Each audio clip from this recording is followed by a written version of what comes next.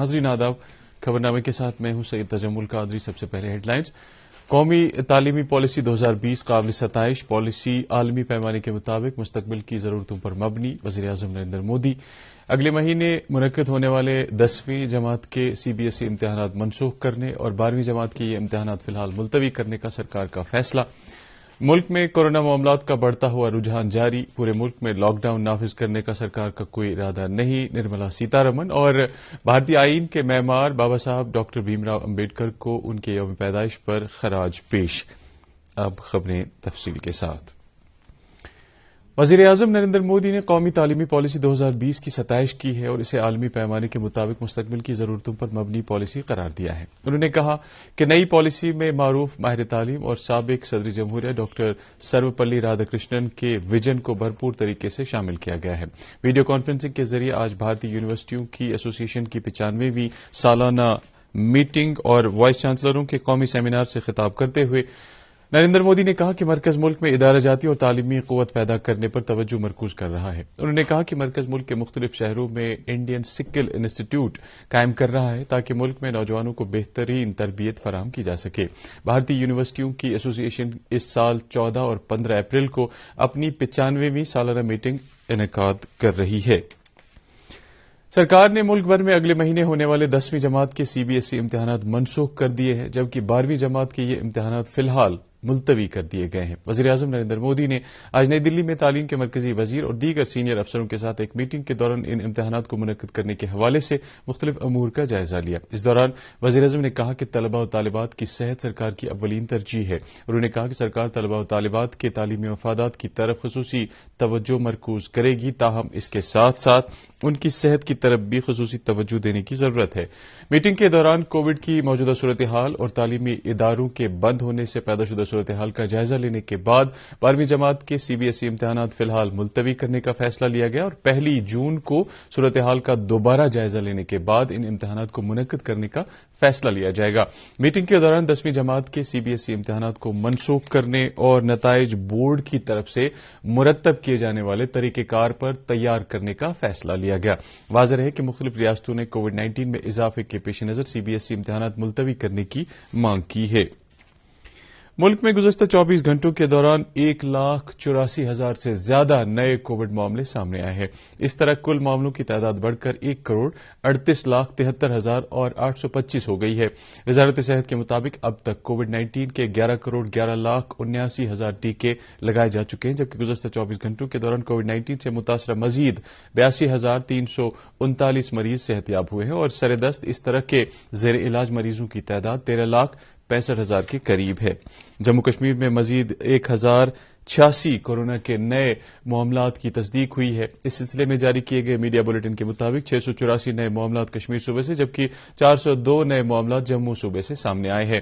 اس دوران 5 کورونا مریضوں کی موت واقع ہوئی ہے، جن میں سے 3 کا تعلق جموں صوبے سے جبکہ 2 کا تعلق کشمیر وادی سے ہے۔ بلیٹن کے مطابق اس وائرس سے متاثرہ مزید 372 افراد کو صحتیاب ہونے کے بعد UT کے مختلف اسپتالوں سے رخصت کیا گیا ہے۔ خبریں جاری ہے، ایک بریک کے لیے رکتے ہیں۔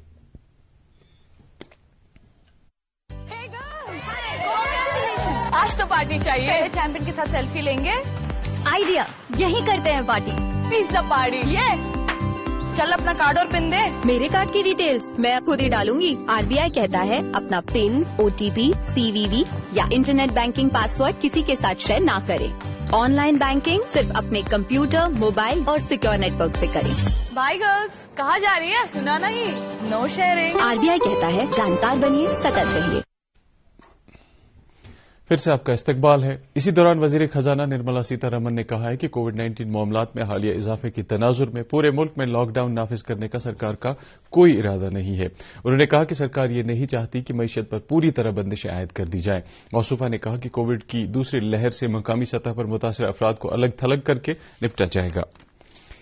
لیفٹیننٹ گورنر کے مشیر فاروق احمد خان نے آج درگاہ شریف حضرت بل میں حاضری دے کر جموں کشمیر میں امن اور خوشحالی اور عالمی انسانیت کی بقا کے لیے دعا کی۔ موصوف نے اس موقع پر عالمی وبا سے نجات کے لیے بھی دعا کی۔ بعد میں انہوں نے رمضان المبارک کے حوالے سے انتظامات کا بھی جائزہ لیا۔ اس دوران انہوں نے کووڈ کے حوالے سے رہنما خطوط پر پوری طرح عمل کرنے کی اہمیت اجاگر کی۔ موصوف نے PDD PHEC اور دیگر متعلقہ محکموں سے کہا کہ وہ مساجد اور خانقاہوں کے ارد گرد صفائی ستھرائی اور بجلی اور پانی کی بلا خلل سپلائی کو یقینی بنانے کی انتظامات کریں تاکہ زائرین کو کسی طرح کی مشکلات کا سامنا نہ ہو.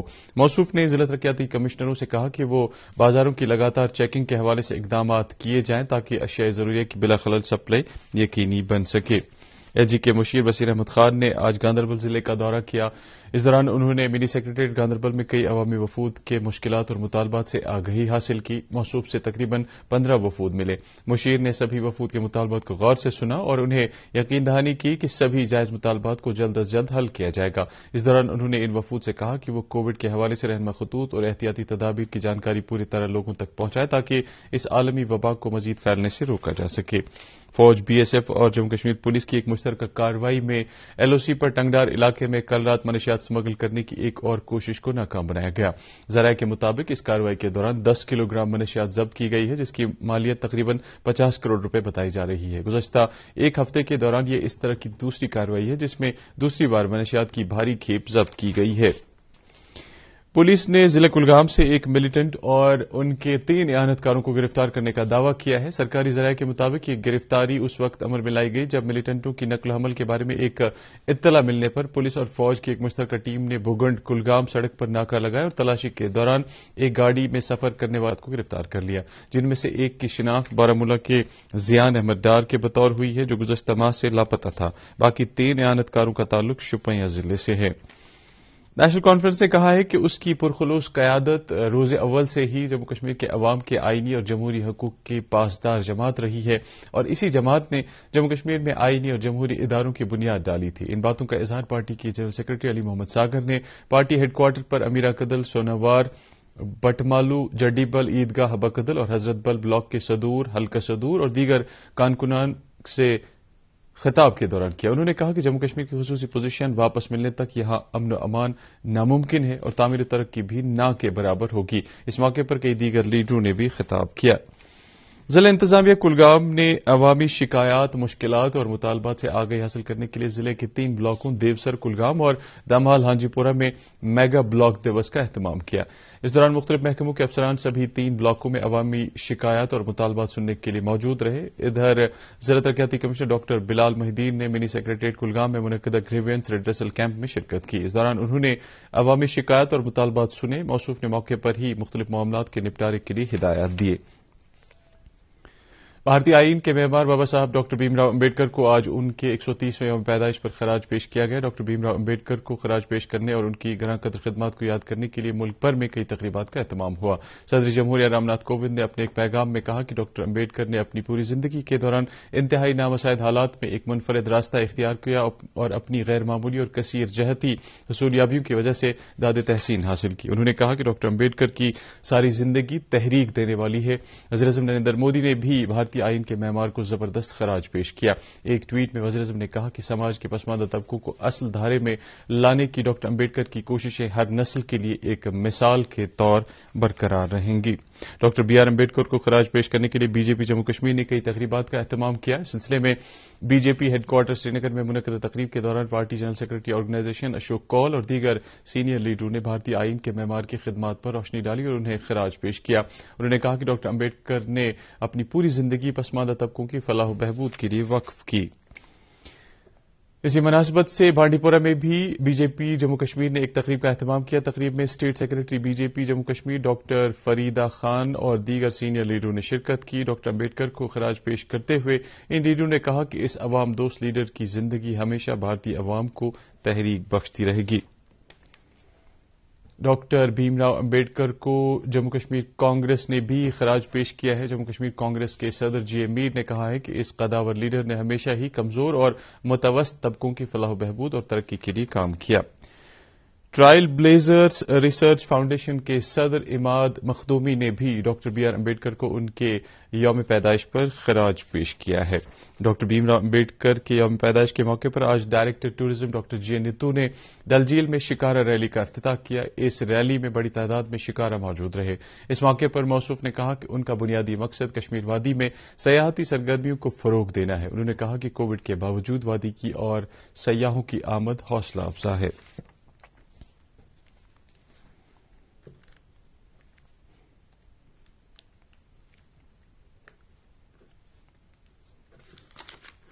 رمضان المبارک کا متبرک مہینہ آج سے شروع ہوا. یہ اسلامی کیلنڈر کا 9واں مہینہ ہے اور اس متبرک مہینے کے دوران قرآن مجید کا نزول بھی ہوا ہے.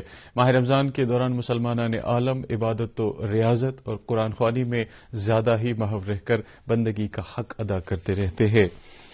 رمضان کے مقدس مہینے کے آغاز کے ساتھ ہی آج مساجد، خانقاہوں اور بقجات میں روح پرور مجالس کا تواتر کے ساتھ اہتمام ہو رہا ہے اور لوگ عبادات کے ساتھ ساتھ ملک و قوم کی خوشحالی اور سالمیت کے لیے خصوصی دعائیں کر رہے ہیں. تاہم ان روح پرور مجالس کے دوران علماء کرام کووڈ کے حوالے سے وضع کردہ رہنما خطوط پر پوری طرح عمل کرنے کی تلقین کر رہے ہیں. وزیر اعظم نریندر مودی نے رمضان المبارک کا مقدس مہینہ شروع ہونے پر اپنی نیک خواہشات کا اظہار کیا ہے. ایک ٹویٹ میں انہوں نے کہا کہ یہ مقدس مہینہ ضرورت مندوں اور محروم لوگوں کی خدمت کرنے کا اہم پیغام دیتا ہے. انہوں نے کہا کہ یہ مہینہ مساوات، بھائی چارے اور ہمدردی کے جذبے کی اہمیت کو بھی اجاگر کرتا ہے. خواتین اب زندگی کے ہر شعبے میں مردوں کے شانہ بشانہ کھڑی ہیں. مردوں کی طرح ہی خواتین نے بھی کئی غیر معمولی کارنامے انجام دیے ہیں. بڑگام ضلع کے کیچ گاؤں سے تعلق رکھنے والی 29 سالہ زرکا تنزیل نے صابن تیار کرنے کا ایک یونٹ قائم کرنے کا ایک منفرد کام انجام دیا ہے. اپنی اس پہل کے حوالے سے انہوں نے کہا کہ وہ ہمیشہ یہ چاہتی تھی کہ وہ کچھ غیر معمولی پیشہ اختیار کرے. سب ضلع ترال کے گلاب باغ گاؤں میں پرائمری اسکول مکمل طور بند کرنے پر مقامی لوگوں نے تشویش کا اظہار کیا ہے. انہوں نے کہا کہ اگرچہ 2014 کے تباہ کن سیلاب کے بعد مذکورہ اسکول کو ایک نجی عمارت میں منتقل کیا گیا تھا، تاہم اب اس اسکول کو مکمل طور بند کرنے سے بچوں کو بے حد مشکلات کا سامنا کرنا پڑ رہا ہے. اس سلسلے میں زونل ایجوکیشن افسر اونتی پورا محمد یوسف نے کہا کہ انہوں نے اسکول کو دوبارہ کھولنے کے احکامات صادر کیے ہیں اور بہت جلد اسکول دوبارہ سے اپنا تدریسی کام شروع کرے گا.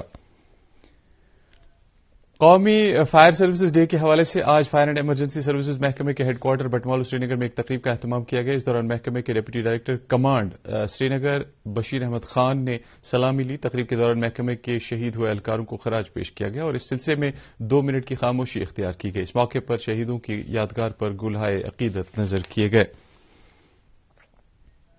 ڈائریکٹر ہارٹیکلچر کشمیر اعجاز احمد بٹ نے آج براٹ کلان سمیت سوپور کے کئی علاقوں کا دورہ کر کے کئی باغات کا معائنہ کیا. اس موقع پر انہوں نے کہا کہ نقلی جراثیم کش ادویات اور نقلی کھادیں بیچنے والے ڈیلروں کے خلاف سخت کارروائی کی جائے گی. وادی کی دور افتادہ علاقوں میں رہنے والے کسان برادری تک پہنچنے کی اپنی کوششیں کے طور محکمہ زراعت نے بانڈی پورہ کے گنستان سنبل علاقے سے آج خریف مہم کا آغاز کیا. مہم کا افتتاح joint director agriculture extension Kashmir Mohammad Qasim Gani نے کیا. اس موقع پر کسانوں کے اجتماع سے خطاب کرتے ہوئے انہوں نے اس مہم کے مقاصد کو اجاگر کیا. انہوں نے کسانوں پر زور دیا کہ وہ آگے آ کر محکمے کے اشتراک سے زرعی شعبے کی مجموعی ترقی کے لیے کام کریں. سری نگر بانڈی پورہ روڈ پر سفر کرنے والوں کا کہنا ہے کہ اس روڈ کی حالت ناگفتہ بے ہے. ان کا کہنا ہے کہ پاپچھن، نسو، صدرکوٹ، اجس اور کئی دیگر علاقوں میں اس روڈ کی حالت انتہائی خراب ہے، جس کی وجہ سے ان علاقوں میں رہنے والے لوگوں کو کافی مشکلات کا سامنا ہے. متعلقہ لوگوں نے اس روڈ کی جلد مرمت کا مطالبہ کیا ہے. اس دوران ضلع ترقیاتی کمشنر بانڈی پورہ ڈاکٹر اویس احمد نے کہا کہ انہیں فنڈز دستیاب ہوئے ہیں اور جلد ہی اس روڈ کی مرمت کا کام دردست لیا جائے گا. گاندربل ضلع سے تعلق رکھنے والے نوجوان لڑکے نے فروری 2021 میں حیدرآباد میں منعقدہ 7ویں تھائی باکسنگ قومی چیمپئن شپ میں سونے کا تمغہ جیت کر ایک غیر معمولی کارنامہ انجام دیا ہے. فہیم ظہور نامی اس نوجوان لڑکے نے اپنی کامیابی کا سہرا ان کے کوچ اور متعلقہ اسکول کی انتظامیہ کو دیا ہے. فہیم کے والدین ان کی اس کامیابی پر کافی فخر محسوس کرتے ہیں. سری نگر جموں قومی شاہراہ پر کل موسم سازگار ہونے کی صورت میں چھوٹی گاڑیوں کو 2 طرفہ چلنے کی اجازت ہوگی، جبکہ بڑی گاڑیوں کو جکھینی ادھمپور سے دن کے 3 بجے اور وادی کی جانب سے چلنے کی اجازت ہوگی. ٹریفک پولیس کے مطابق جموں سے چھوٹی گاڑیوں کو صبح 9 بجے سے دوپہر 12 بجے تک نگروٹا کراس کرنا ہوگا، جبکہ سری نگر سے روانہ ہونے والی چھوٹی گاڑیوں کو بھی زگ قاضی گنڈ صبح 9 بجے سے دوپہر 12 بجے تک پار کرنا ہوگا. مسافروں سے کہا گیا ہے کہ وہ سفر شروع کرنے سے پہلے ٹریفک کنٹرول روم سے رابطہ قائم کریں. اور اب موسم. محکمہ موسمیات کی پیشگوئی کے مطابق وادی میں اگلے 24 گھنٹوں کے دوران کہیں کہیں گرج چمک کے ساتھ چھینٹیں پڑنے کا امکان ہے. سری نگر میں آج دن کا زیادہ سے زیادہ درجہ حرارت 19.7 ڈگری سیلسیس جبکہ کل رات کا کم سے کم درجہ حرارت 9.4 ڈگری سیلسیس ریکارڈ کیا گیا. جموں میں آج دن کا زیادہ سے زیادہ درجہ حرارت 35.8 ڈگری سیلسیس جبکہ رات کا کم سے کم درجہ حرارت 20.8 ڈگری سیلسیس ریکارڈ کیا گیا. اس کے ساتھ ہی خبروں کا یہ بلیٹن ختم ہوا چاہتا ہے. مزید خبروں کی تفصیل جاننے کے لیے آپ ہمارے ٹویٹر ہینڈل اور Facebook page @DD News Srinagar پر لاگ ان کر سکتے ہیں. اس کے علاوہ یہ خبریں ہمارے یوٹیوب چینل پر بھی دستیاب ہیں. فی الحال اجازت دیجیے. اللہ حافظ.